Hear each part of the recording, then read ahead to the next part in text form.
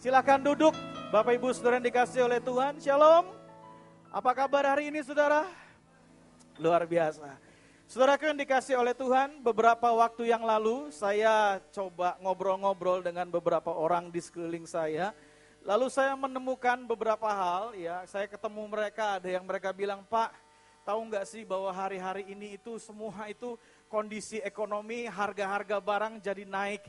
Jadi kalau kita dagang sesuatu juga mungkin di pasar, di mall, di mana daya beli masyarakat jadi berkurang, otomatis income kita berkurang gitu ya. Lalu saya ketemu orang lagi yang karyawan, dia bilang sama Pak, ya semua harga-harga jadi naik, bahan bakar jadi naik dan lain sebagainya. Ya masalahnya sih naik nggak jadi masalah kalau gaji kita ikut naik juga, tapi ternyata juga nggak naik juga Pak, ini yang jadi masalah gitu. Saya ketemu lagi orang yang punya, katakanlah dia punya pabrik, dia bilang Pak, tahu nggak bahwa dulu itu ya sebelum zamannya krisis, sebelum zamannya semua barang naik dan harga-harga pada naik, itu saya mengalami bahwa pabrik saya itu setiap bulan itu terima order dari Eropa 350.000 paket.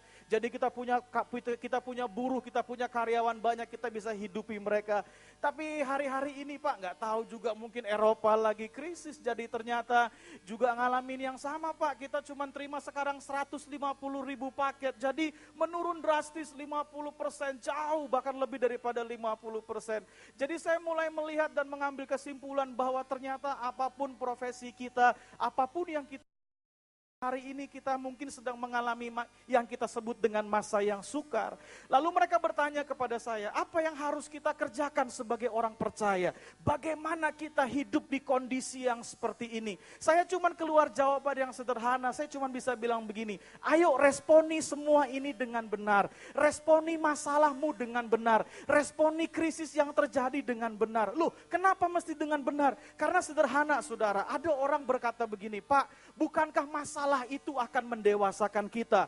Bukankah masalah itu akan membuat kita bertumbuh? Lalu saya bilang sama orang itu, bukan masalah yang bikin kamu bertumbuh, bukan masalah yang bikin kamu jadi kuat, bukan masalah yang bikin kamu jadi dewasa.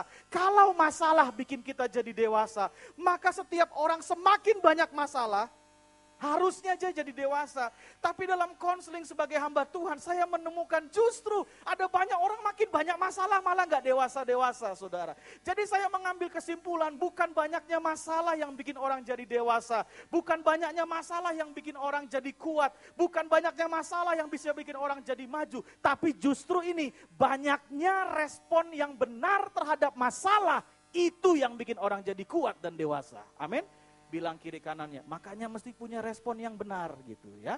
Maka kita harus punya respon yang benar. Banyaknya respon yang benar terhadap setiap persoalan, kondisi yang datang dalam kehidupan. Itu yang membuat kita menjadi kuat. Lalu saya berdoa kepada Tuhan, apa yang harus kita kerjakan sebagai anak-anak Tuhan di Indonesia, di bangsa yang kita kasihi, di bangsa yang kita cintai. Apa yang kita harus lakukan hari-hari ini tentang semua yang sedang terjadi. Saya mulai berkata gini, Tuhan, haruskah kami menengkingnya, ya kan? Haruskah kami doakan dan perangi dan lain sebagainya. Tapi ternyata waktu saya buka Alkitab, jawabannya sederhana. Ada kalanya goncangan itu terjadi karena goncangan merupakan bagian daripada janji Tuhan untuk menunjukkan kerajaan yang tidak tergoncangkan.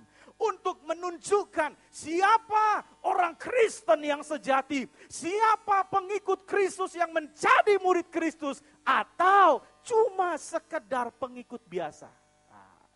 Beda loh, murid dengan pengikut itu beda.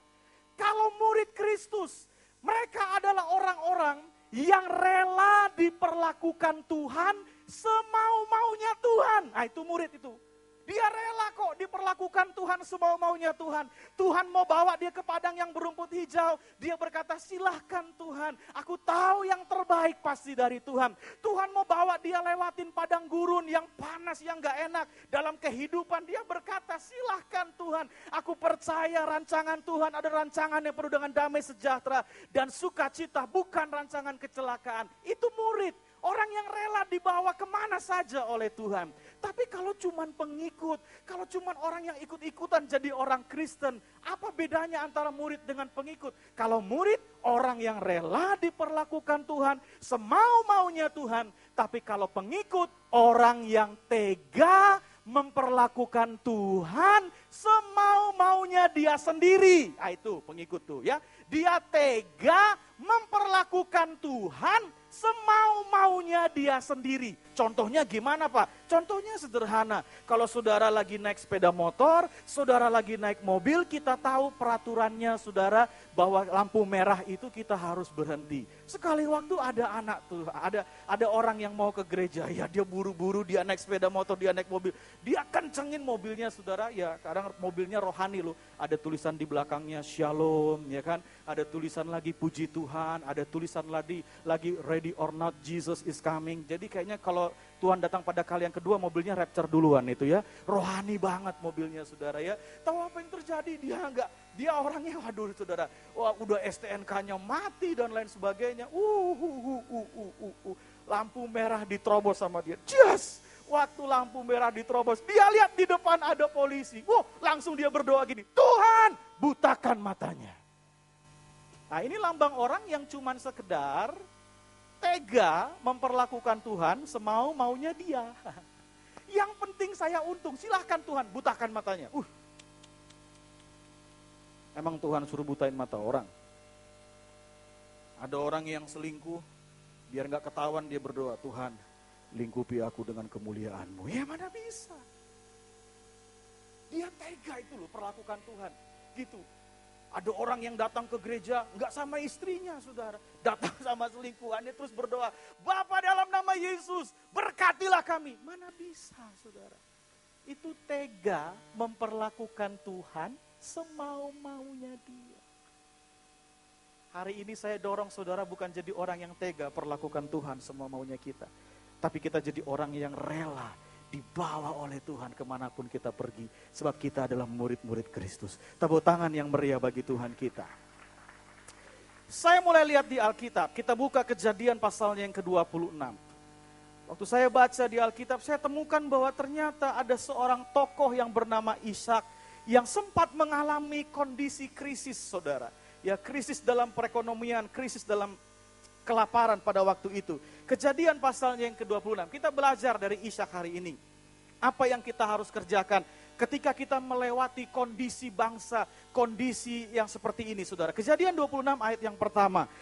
Maka timbullah kelaparan di negeri itu. Ini bukan kelaparan yang pertama yang telah terjadi dalam zaman Abraham. Sebab itu Ishak pergi ke Gerar kepada Abimelek, raja orang Filistin. Ayat yang kedua, saudara baca sama-sama, 1, 2, 3.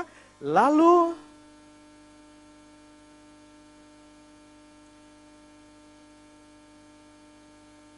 ayat 3 kita baca sama-sama, 1, 2, 3. Tinggallah di negeri ini sebagai orang asing, maka aku akan menyertai engkau dan memberkati engkau. Sebab kepada mula dan kepada keturunanmu akan kuberikan seluruh negeri ini, dan aku akan menepati sumpah yang telah kuikrarkan kepada Abraham ayahmu. Jadi ini respon yang pertama. Ini respon yang benar yang pertama kalau kita mau lewati semua yang sedang terjadi hari-hari ini. Yang pertama, saudara dan saya harus tetap tinggal. Jangan kemana-mana, tetap tinggal. Tinggal di mana Pak? Tinggal di dalam perjanjian berkatnya Tuhan.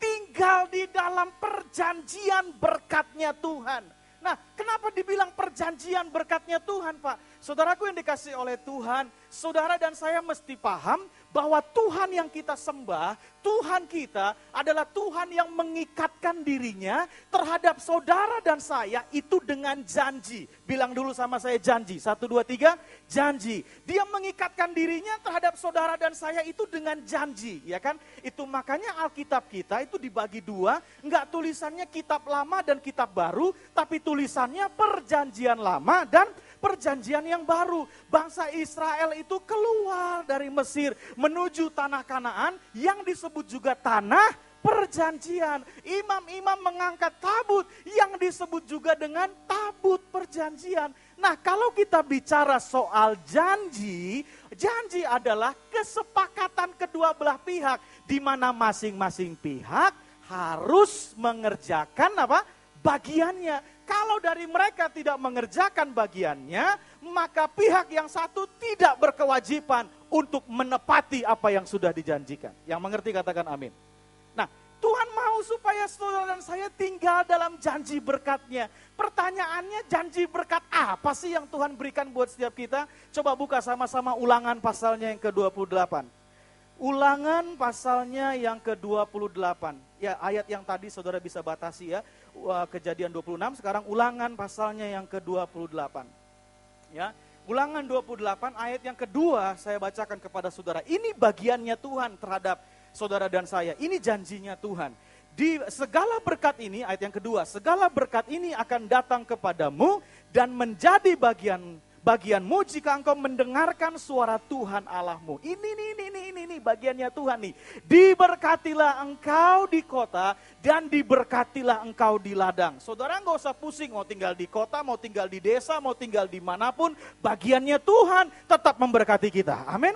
Ayat yang keempat, diberkatilah buah kandunganmu, hasil bumimu, dan hasil ternakmu, yakni anak lembu sapimu, dan kandungan kambing dombamu. Bisnis saudara, bagiannya Tuhan memberkatinya. Ayat yang berikutnya, diberkatilah bakulmu dan tempat adonanmu, makan minum saudara, nggak usah pusing. Bagiannya Tuhan memberkatinya. Ayat yang keenam dikatakan, diberkatilah engkau pada waktu masuk, dan diberkatilah engkau pada waktu keluar. Sekali lagi, diberkatilah engkau pada waktu masuk dan diberkatilah engkau pada waktu keluar. Kalau saudara baca ayat-ayat ini seterusnya, maka kesimpulannya sederhana. Apapun yang kita kerjakan dalam kehidupan kita, bagiannya Tuhan adalah memberkati saudara. Semua yang kita kerjakan, apapun seluruh apa yang ada dalam diri kita, dari ujung rambut sampai ujung kaki, bagiannya Tuhan adalah memberkati saudara dan saya. Itu bagiannya Tuhan. Hebatnya saudara lihat ayat yang ke-6. Dikatakan demikian, diberkatilah engkau pada waktu masuk dan diberkatilah engkau pada waktu keluar. Wah, saya lagi merenungkan ayat ini. Diberkatilah pada waktu engkau masuk, diberkatilah engkau pada waktu keluar. Lalu saya mulai berpikir, apa maksudnya ini? Diberkati masuk, diberkati keluar. Lama-lama muncul dalam pikiran saya. Ada pencerahan dalam diri saya sederhana. Bahwa ternyata saudara, tahukah saudara bahwa hidup ini itu nggak bisa lepas dari yang namanya proses keluar masuk. Saya ulangi sekali lagi, hidup ini tidak bisa lepas dari yang namanya proses keluar masuk. Masa iya? Oh iya. Saya untuk nyampe di ruangan ini, saya harus keluar dari pintu kamar saya. Dan saya masuk ke pintu kamar mandi saya, betul nggak? Lalu keluar dari pintu kamar mandi, masuk balik ke pintu kamar saya. Lalu keluar dari kamar, masuk lagi ke ruang tamu. Keluar dari ruang tamu, masuk lagi ke garasi mobil. Keluar dari garasi mobil, masuk ke pintu mobil. Keluar dari area garasi mobil, terus jalan sampai ke sini, tiba di parkiran di bawah. Saya keluar dari pintu mobil saya masuk ke ruangan ini. Seterusnya dalam kehidupan, gak bisa lepas dari proses keluar masuk. Dan yang luar biasa Tuhan bilang gini, diberkatilah pada saat engkau keluar, diberkatilah pada saat engkau masuk.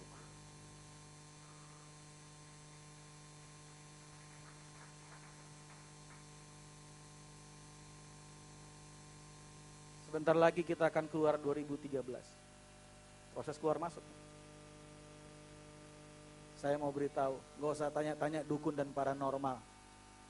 Gak usah tanya-tanya orang pinter. Alkitab udah bilang, keluar masukmu diberkati. Keluar 2013, masuk 2014, engkau tetap diberkati. Udah, gak usah pusing tanya-tanya lain. Percaya 100% sama yang Alkitab katakan. Kita untuk ke dunia ini aja proses keluar masuk, saudara. Bayangin ya, saudara keluar dari rahim ibu saudara. Ya, dari fase bayi, keluar dari fase bayi, masuk ke fase kanak-kanak. Keluar dari kanak-kanak, masuk ke fase remaja. Keluar dari fase remaja, masuk ke fase pemuda. Keluar dari pemuda, masuk ke fase dewasa muda. Keluar dewasa muda, masuk ke fase dewasa. Dewasa keluar, tua, masuk ke alam baka. Semua kehidupan bicara keluar. Jadi kadang-kadang saya lagi berpikir, udahlah, saya kalau berkati orang simpel aja doanya. Diberkatilah keluar masukmu, udah semua tuh saudara ya. Semua bicara kita keluar masuk. Diberkati, bagiannya Tuhan itu memberkati seluruhnya. Bilang sama saya, bagian Tuhan memberkati seluruhnya. Bagian Tuhan memberkati seluruhnya. Jangan pura-pura lupa, saya ngomong tadi yang pertama, janji kan? Janji itu kedua belah. Yang tadi saya ngomong ini bagian siapa? Tuhan. Jangan pura-pura lupa ya, ada bagian saudara. Mau tahu bagian saudara? Coba lihat. Ayatnya yang kedua. Segala berkat ini datang kepadamu dan menjadi bagianmu. Tuh yang tadi itu saya ngomong tuh, itu akan jadi bagian saudara dan saya. Jika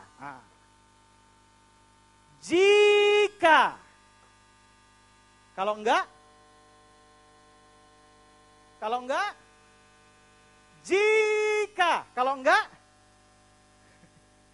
saya bertanya artinya perlu jawaban. Kalau enggak jadi. Jika engkau mendengarkan suara Tuhan Allahmu. Ayat yang pertama enggak cuma sampai mendengar. Dikatakan jika engkau baik-baik mendengar suara Tuhan Allahmu dan melakukannya dengan setia segala perintahnya. Kalau enggak Pak, ya enggak. Makanya dibilang jika. Jadi bagiannya Tuhan itu memberkati kita, bagiannya kita gini, kita harus tetap hidup dalam kebenaran firman Tuhan. Yang setuju katakan amin. Kita harus tetap lakukan firman Tuhan. Yang setuju katakan amin. Tapi masalahnya Bapak Ibu, bukankah hari-hari ini di luar firman Tuhan itu lebih menjanjikan daripada di dalam firman Tuhan? Masa iya sih Pak? Ayo kita tes. Dagang dengan jujur sama yang enggak jujur lebih cepat beli mobil yang mana? Hah? Ya enggak jujur. Jadi karyawan yang tulus kerjakan segala sesuatu dengan baik sesuai dengan nilai kebenaran firman Tuhan. Ada lagi karyawan yang satu pintar menjilat, pintar angkat-angkat dan lain sebagainya. Saya mau tanya, sekarang ini lebih cepat dipromosi yang mana? Yang pintar jilat ya. Jadi lebih menjanjikan di luar firman. Masih mau hidup dalam firman? Bilang masihnya kayak kerupuk masuk angin ini saudara. Masih mau hidup di dalam firman? Gak enak loh, betul gak sih? Terhimpit. Saya bilang dagang jujur itu bukan berarti modalnya dikasih tahu. Itu hovlog namanya kalau modal dikasih tahu. Saya bilang dagang jujur itu begini, kalau barangnya KW2 bilang KW2, jangan dibilang KW1 gitu. Kalau saudara pedagang yang pakai timbang-timbang, timbangannya kudu yang benar, jangan ditaruh paku di atasnya dan lain sebagainya. Enggak, jujur. Bilang, jangan jujur. Gitu. Kayaknya lebih menjanjikan yang di luar firman ya. Sekali lagi saya mau tanya, masih mau hidup dalam firman? Tapi sedikit loh yang didapat.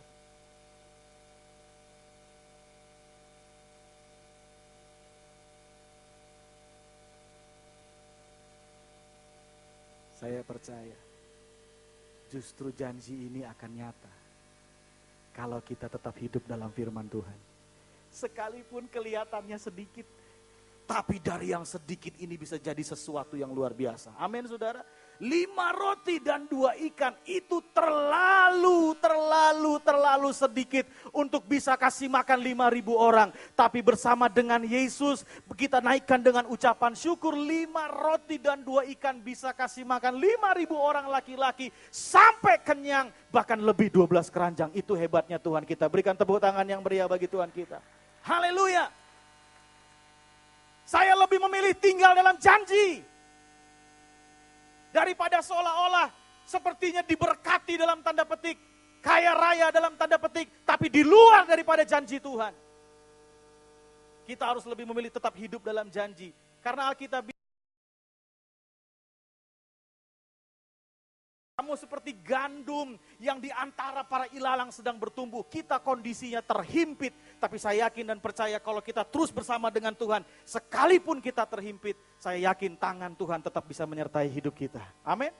Yang pertama Tuhan mau saudara dan saya tetap tinggal dalam perjanjian berkat-Nya. Jangan keluar dari firman, jangan keluar dari firman Tuhan.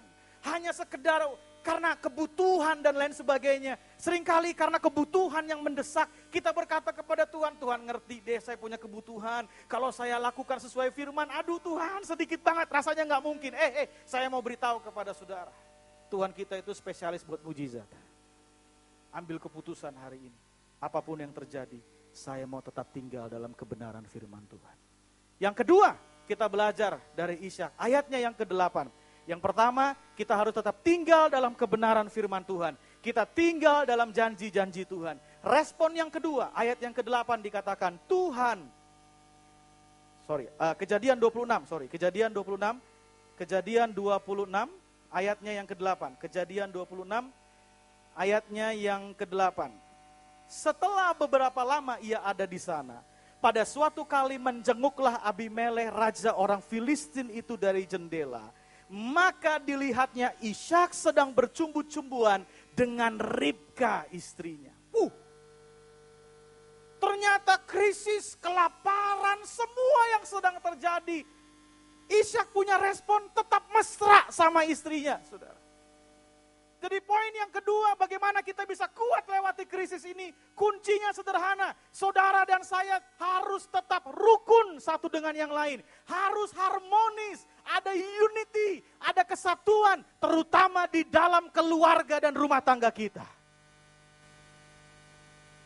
Enggak dibilang di situ, Ribka dengan Ishak sedang lempar-lemparan panci satu dengan yang lain. Ada banyak keluarga dan rumah tangga waktu masa krisis justru bertengkar suami istri. Kamu itu kalau jadi laki ya cari duit yang benar. Kamu nggak lihat sekarang harga-harga barang naik. Cari duit yang benar. Waduh saudara. Datang lagi suaminya, kamu juga jadi perempuan yang benar. Jangan belanja terus. Wah, kalau belanja terus mana cukup nih. Ya udah kalau bicara nggak cukup, ya udah saya kerja aja. Wah kerja deh. Gak apa-apa sih kerja, tapi kadang-kadang tadi tergiringnya jadi kalau hatinya gak bagus, kerja. Nah niatnya kerja buat ngidupin keluarga. Tapi lama-lama tetap aja gaya hidup gak berubah. Yang perempuan the spirit of shoppingnya kuat juga, ya belanja terus. Suaminya bilang, nah kan saya udah bilang kamu jangan belanja-belanja terus. Mana cukup ini? Tiba-tiba istrinya bilang, loh uang-uang gua? Lo mau apa? Nah kan, udah. Datang lagi suaminya, ya udah kalau pakai uang situ uang sini, saya juga pakai. Begitu dipakai, istrinya bilang, makanya jangan gini-gini. Suaminya bilang, uang-uang gua, uang-uang saya, mau apa? Wah udah. Awalnya bagus mau ngidupin keluarga, tapi ujung-ujungnya hanya untuk diri sendiri. Yang kemarin sempat ribut-ribut keluarga dalam masa krisis, yang kemarin-kemarin udah sempat itu tidurnya istrinya menghadap ke utara, suaminya menghadap ke selatan, di tengah ditaruh bantal guling sambil berkata, ini jalur Gaza, jangan coba-coba kamu melewatinya. Yang sempat terjadi demikian, saya mau beritahu, rukunlah, harmonis kembali. Enggak ada berkat di dalam percekcokan dan perselisihan. Ada berkat Tuhan dalam kerukunan. Mazmur 133 berkata, kesanalah Tuhan memerintahkan berkatnya. Kemana? Ke tempat di mana ada orang-orang yang rukun, saudara. Tuhan itu bukan cuma ngasih, tapi dia perintahkan berkat ke sana. Diperintahin ke rumah saudara. Kalau saudara hidup rukun, suami, istri, anak-anak, bergandengan tangan, rukun satu dengan yang lain. Tuhan perintahkan berkatnya. Bahkan bukan cuma diperintahkan lagi saudara. Kalau saudara baca dalam kitab Injil, Yesus berkata, asal dua orang sepakat. Nah sepakat. Tanpa kerukunan gak mungkin ada kesepakatan. Sepakat. Lalu dia berkata begini, mintalah apa saja. Nah itu dia. Jadi kuncinya ada di kerukunan. Jadi yang kemarin udah sempat perang-perang. Doa dan harapan saya pulang dari sini saudara boleh kembali untuk saling memaafkan satu dengan yang lain. Kita lewati masa ini dengan kerukunan, dengan kesatuan, dengan keharmonisan. Amin. Yang terakhir, yang ketiga. Saudara. Jemaat itu memang paling senang kalau pendeta udah ngomong yang terakhir, saudara. Ya. Tapi yang terakhir ini bukan berarti khotbah saya selesai. Masih ada 120 poin lagi. Onda ya. Ayat yang ke-12, ini yang terakhir, responnya. Ya, karena dia tinggal di perjanjian, karena dia rukun satu dengan yang lain, ayat yang ke-12 bilang begini, maka menaburlah Ishak di tanah itu. Dan dalam tahun itu juga ia mendapat hasil 100 kali lipat. Kenapa sih dia dapat hasil 100 kali lipat? Alasannya sebab ia diberkati Tuhan. Tuh. Ayat yang ke-13, dan orang itu menjadi kaya. Bahkan kian lama kian kaya. Sehingga menjadi sangat kaya. Yang ketiga, kata kuncinya ini, tetap menabur sekalipun krisis sedang terjadi dalam kehidupan. Aminnya fals ini saudara ya. Aduh, tetap menabur sekalipun krisis dalam kehidupan. Kurang keras, sekali lagi, tetap menabur sekalipun krisis dalam kehidupan. Kenapa Pak ngomongnya menabur? Sederhana saudara. Sederhana, saya mau bagikan, saya nggak punya kepentingan apapun dengan saudara. Enggak. Saya cuma mau saudara diberkati, kita lewati sama-sama. Tahu nggak? Dari setiap rezeki yang kita terima, dari setiap berkat Tuhan yang kita terima, di dalamnya itu ada 2 prinsipnya. Nanti baca di kitab Korintus, ada 2 prinsipnya. Yang pertama, ada roti untuk dimakan. Roti untuk dimakan. Yang kedua prinsipnya, ada benih untuk ditaburkan. Roti yang kita makan itu akan selalu habis. Kalau engkau mau berlipat ganda, enggak lain, kita harus tebar benih. Tanpa tebar benih, enggak mungkin berlipat ganda. Karena itu saya mau beritahu, sekalipun masa krisis, jangan pegang benihnya. Tabur benihnya, biar tetap berlipat ganda.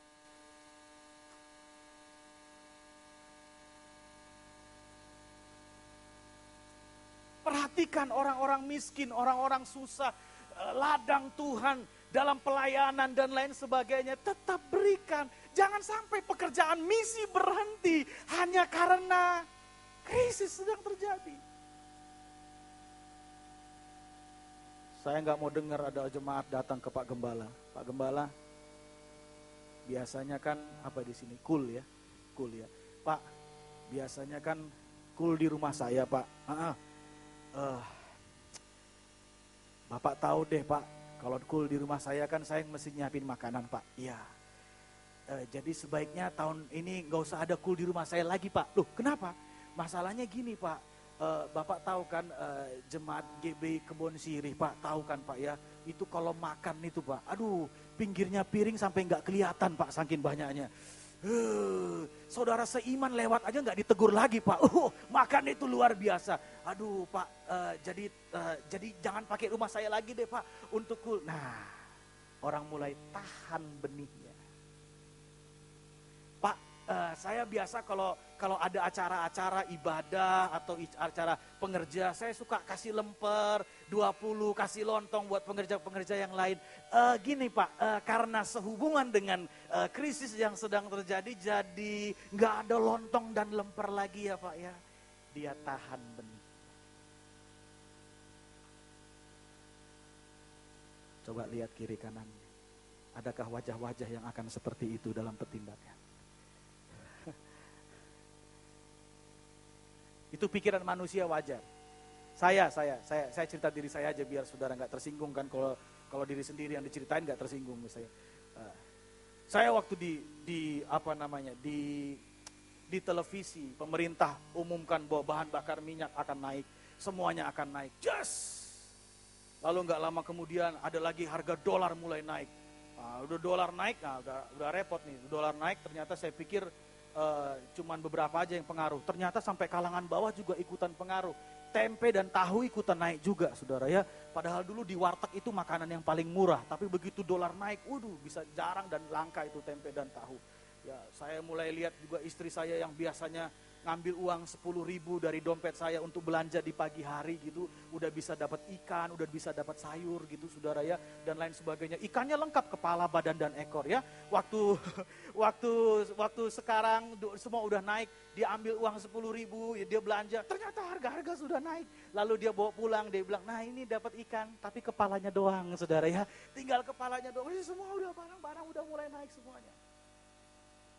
Saya langsung mikir di otak saya, udah, nggak ada pelayanan. Maksud saya nggak ada pelayanan tuh gini, saya jelasin dulu. Saya ini terpanggil dalam melayani generasi muda. Saya melayani generasi muda. Saudara mesti tahu, anak muda itu imannya tebal luar biasa, tapi dompetnya tipis, saudara. Itu anak muda, imannya tebal. Kak, kita bikin ini, kita kerjakan ini, dalam nama Yesus pasti terjadi, jadi. Iya, tapi dompetnya tipis ya. Sehubungan mereka masih dompetnya tipis, maksudnya gini, itu kan mereka calon, ya kan? Mereka calon presiden, mereka calon pengusaha, mereka calon orang-orang hebat, artis, mereka semua masih calon. Jadi dompetnya juga masih dompet calon, ya kan? Mereka masih calon. Nah, saudara, ada kalanya kalau kita dalam melayani generasi muda itu gitu. Kadang-kadang saya lagi habis belanja bulanan, terus mereka datang satu mobil gitu. Mereka ngambil dari kulkas, tiba-tiba dalam sekejap jatah sebulan saya habis dalam sehari sama mereka. Dia makan dan lain sebagainya. Kalau konseling, anak sekarang nggak kayak kita dulu. Zaman dulu orang datang ke rumah pendeta gitu. Kalau sekarang kalau konseling tuh anak-anak nggak tahu, mungkin karena macetnya Jakarta dan lain sebagainya, mereka yang minta kita bisa nggak ketemu di mall di tengah gitu. Karena kalau saya pulang lagi ke sana macet sampai jam berapa di rumah. Jadi ketemu di tengah aja ya kak. Nah tuh saudara, ketemu di tengah. Dan saudara tahu untuk jalan ke sana kan perlu pakai bensin kan, nggak bisa pakai air kan saudara ya, pakai bensin. Dan saya udah bilang tadi, semua kita sama. Saya beli bensin sama saudara beli bensin. Nggak bisa bilang begini, tukang bensin, saya pendeta, ini kartunya tolong harganya diturunin. Nggak bisa. Ya. Atau lebih ekstrim lagi, saya doakan, dalam nama Yesus, harga bensin turun sekarang juga. Nggak bisa. Ya, jadi saya beli bensin sama, perlu biaya. Udah biaya makan naik, biaya bensin naik. Sampai mall di Jakarta, 1 jam parkir itu 4.000 saudara. Yang namanya konseling, dengerin orang ngomong kan nggak bisa bilang gini, oke, mulai. Habis dia mulai, cepat. Parkir mahal, kan nggak bisa. Nggak bisa itu, parkir mahal. Saya pernah bayar parkir sampai 48.000 saudara. Karena kalau dalam pelayanan konseling kadang pagi dia datang, ada lagi orang yang berikutnya datang, ada lagi orang yang berikutnya datang. Mereka bicara soal kerjaan mereka, bicara soal keluarga muda yang mereka sedang bangun, mereka bicara soal itu. Dan yang lebih hebatnya lagi kadang-kadang ini, ya habis mereka kan makan masa pertumbuhan kan, jadi mereka makan kenyang, habis mereka kenyang, kak, kita panggil ya, biar bilnya, ya, mas bil, masnya bawa bil datang, dia pura-pura ke toilet, saudara ya, artinya sudah tahu bahwa saya yang harus gesek itu, saya yang harus bayar itu, dan lain sebagainya. Nah saya mulai mikir gini, udah deh, nggak ada pelayanan gitu-gitu, nggak ada. Kalaupun mereka mau konseling, mereka yang harus ke rumah. Siapa suruh punya masalah? Ah gitu kan, enak aja, dia nggak peduli, nggak. Lalu Tuhan ingatkan saya ayat tadi. Masa hanya gara-gara krisis pelayanan berhenti? Masa benihnya ditahan? Lalu saya bilang gini sama Tuhan. Oke Tuhan, tadi kan suruh dengar suara Tuhan kan? Lakukan dengan setia. Oke Tuhan, saya dengar suaramu, saya lakukan. Saya kencangkan ikat pinggang. Jadi saya kencengin ikat pinggang. Kencangan ikat pinggang itu bukan ikat pinggang beneran dikencengin, bukan. Tapi saya kencangin ikat pinggang. Biasanya pesan bakso 2 porsi, 1 porsi sekarang. Supaya pelayanan berjalan. Kencangkan ikat pinggang. Setelah itu yang hebatnya Tuhan bicara gini di hati saya. Kamu lihat sekarang masa krisis. Iya. Kamu lihat ada kesenjangan yang terjadi. Iya. Ya udah. Sekarang gini aja. Kamu sebagai hamba Tuhan, kalau pergi pelayanan, kemanapun kamu pergi, jangan pakai BBM bersubsidi. Tapi saya pendeta Tuhan. Jangan ya. Kenapa Tuhan? Coba lihat tukang-tukang ojek. Mereka isi BBM subsidi, paling 3 liter. Katakanlah subsidinya 5.000 misalnya. Mereka cuma makan 15.000 dari uang negara. Kamu bawa mobil, isi bensin 30 liter, kali 5.000. Padahal secara income mungkin kamu lebih tinggi dari dia. Di manakah keadilan itu? Jangan sampai kita sebagai anak Tuhan berdoa minta lawatan, ekonomi dipulihkan, padahal yang menggerogoti itu adalah kita sendiri. Oke Tuhan. Tapi saya berat loh Tuhan. Saya pendeta loh. Tapi justru karena kamu pendeta harus kasih contoh lebih dulu. Berat loh, iya. Biar kamu bisa rasakan juga beban apa yang ada di bawah. Gak gampang. Berat.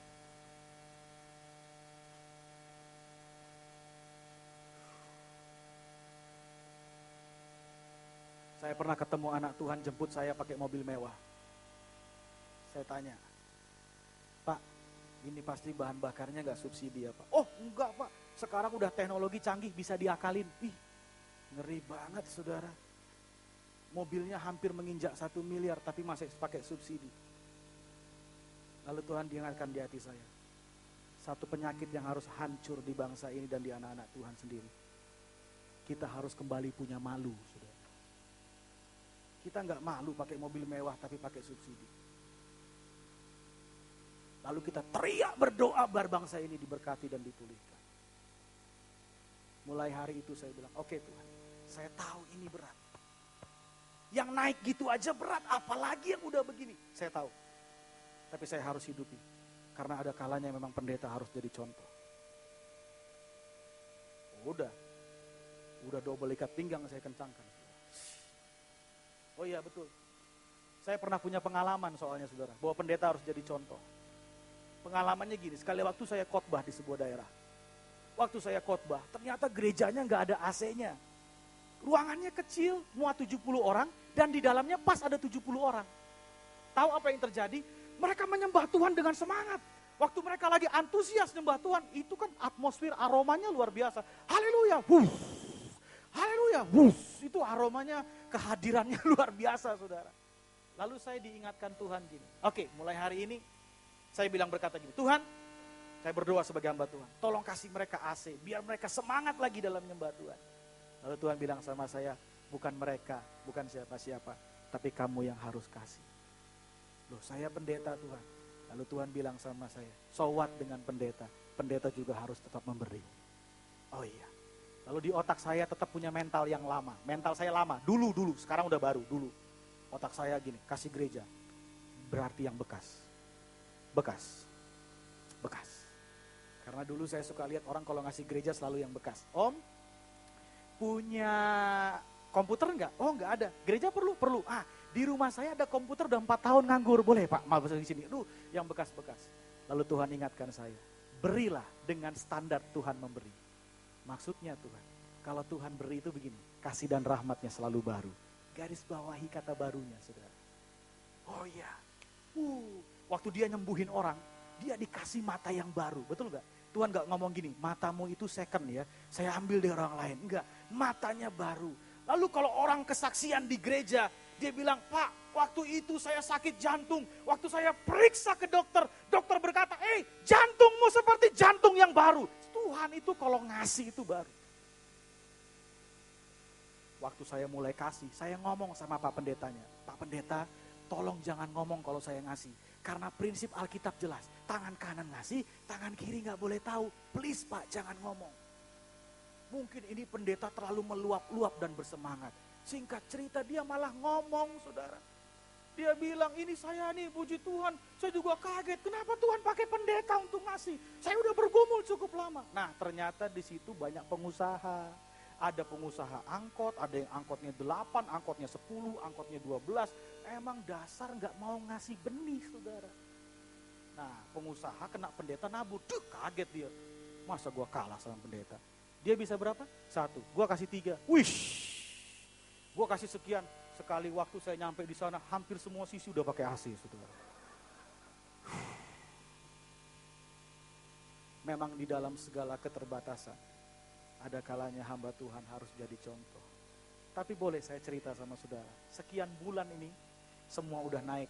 Semua saya bilang, saya kencangkan semua untuk pelayanan. Tahu apa yang terjadi? Tahu apa yang terjadi? Saya cuma bisa lihat begini, pemeliharaan Tuhan sempurna. Boleh saya jujur, sampai hari ini saya nggak pernah kedatangan tamu yang namanya debt collector, saudara. Tuhan selalu memberkati, hidup kita tidak kekurangan. Kalau bagian benih yang harus kita tabur, kita taburkan. Dengarkan firman Tuhan, lakukan dengan setia. Maka Tuhan juga akan terus tetap setia untuk memberkati kehidupan kita. Tepuk tangan yang meriah bagi Tuhan kita. Mari bangkit berdiri bersama-sama.